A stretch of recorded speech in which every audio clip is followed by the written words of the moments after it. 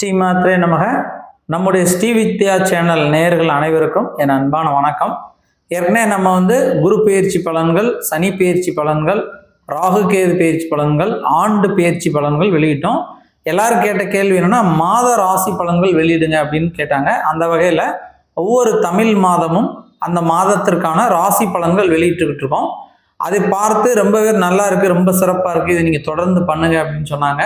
அவங்களுக்குலாம் என்னோட மனமார்ந்த நன்றிகள். உங்களுக்குலாம் என்னுடைய வேண்டுகோள் என்னென்னா, இந்த வீடியோ பார்த்து உங்களுக்கு பிடிச்சிருந்தா கண்டிப்பாக லைக் பண்ணுங்கள். ஏன்னா நீங்கள் லைக் பண்ணிங்கன்னா தான் இத்தனை பேர் லைக் பண்ணியிருக்காங்க, எங்களுக்கு அது ஒரு உற்சாகத்தை கொடுக்கும், எங்களை மோட்டிவேட் பண்ணுற மாதிரி இருக்கும். அதனால் மறக்காமல் இந்த வீடியோவுக்கு லைக் பண்ணுங்கள். நன்றி.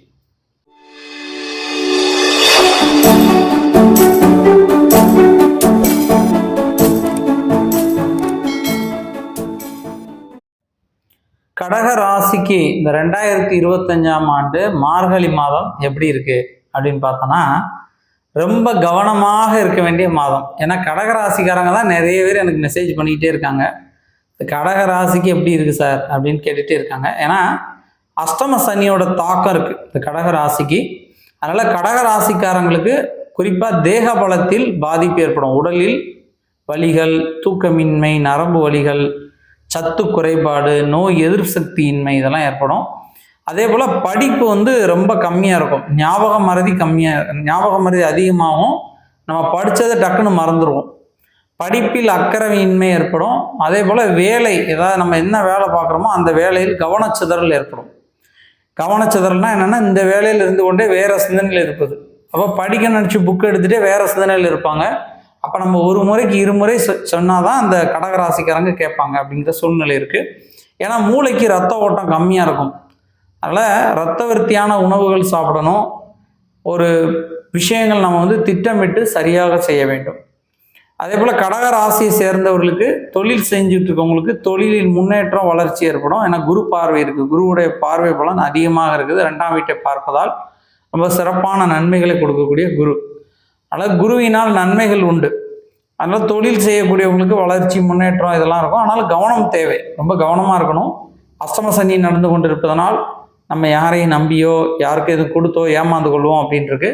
வீண் வம்பு வழக்குகளோ தேவையற்ற பிரச்சனையோ வரும் அப்படின்ட்டுருக்கு. வெளி நபர்களையோ, வெளி ஊர்க்காரங்களையோ, வெளி மதத்தை சேர்ந்தவங்களையோ ரொம்ப கவனமாக நம்ம பார்த்து செய்யணும். ஏன்னா ஒவ்வொரு விஷயங்களும் அவங்க நம்பி இறங்கிடக்கூடாது. நம்ம பொறுமையாக யோசித்து தான் தொழில் பண்ணணும். பார்ட்னராக தொழில் செய்யக்கூடியவங்களோ, யாரோட இணைந்து தொழில் செய்கிறவங்களோ ரொம்ப கவனமாக இருக்கணும். அதே போல் இந்த சினிமா துறை, கலை சார்ந்த விஷயங்கள், எழுத்து சார்ந்த விஷயங்கள், அதாவது டீச்சிங், பேங்கிங் இந்த மாதிரி துறையில் இருக்கவங்களுக்கும் சிறு சிறு குழப்பங்கள் இருக்குது. ரொம்ப கவனமாக இருப்பது நல்லது. இந்த மாதம் முழுவதுமே நம்ம கவனம் தேவை.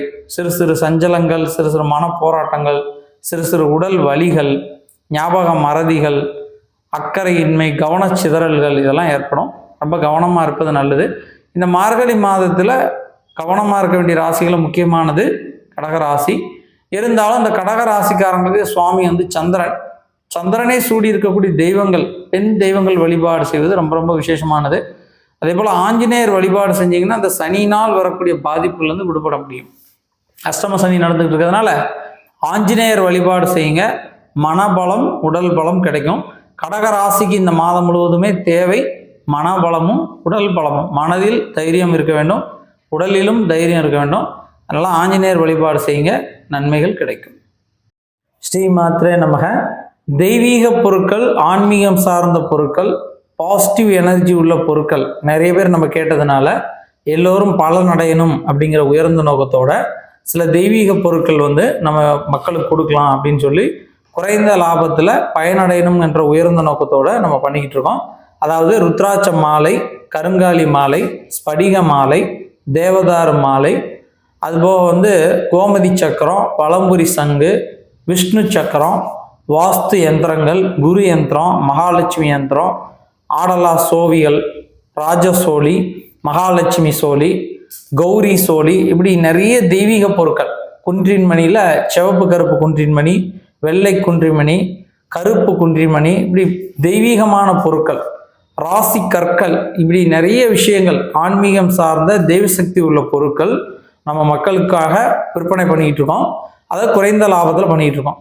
அப்படி உங்களுக்கு ஒரிஜினல் வேணும் அப்படின்னு நினச்சிங்கன்னா கீழே இருக்கக்கூடிய அந்த லிங்க்ல டிஸ்கிரிப்ஷனில் அந்த லிங்க் கிளிக் பண்ணி நீங்கள் தெய்வீக பொருட்கள் வேணும் அப்படின்னு சொன்னீங்கன்னா உங்களுக்கு எங்களோட விலைப்பட்டியல் வரும். அந்த விலைப்பட்டியலை நீங்கள் பார்த்துட்டு எங்கிட்ட உள்ள பொருட்களை நீங்கள் வாங்கிக்கலாம். எல்லா பொருட்களுமே நாங்கள் சாப நிவர்த்திகள் செய்து, பூஜைகள் செய்து, சுத்திகள் செய்து, பூஜை செஞ்சு அதுக்கு உரி ஏற்றி தான் உங்களுக்கு அனுப்புவோம். அப்படி உங்களுக்கு ஏதாவது பொருட்கள் தேவைப்படுதுன்னா டிஸ்கிரிப்ஷனில் கீழே லிங்க் கொடுத்துருக்கேன், அதில் போய் கிளிக் பண்ணி பாருங்கள். அல்லது கீழே இருக்கக்கூடிய இந்த நம்பரை தொடர்பு கொள்ளுங்கள். நன்றி.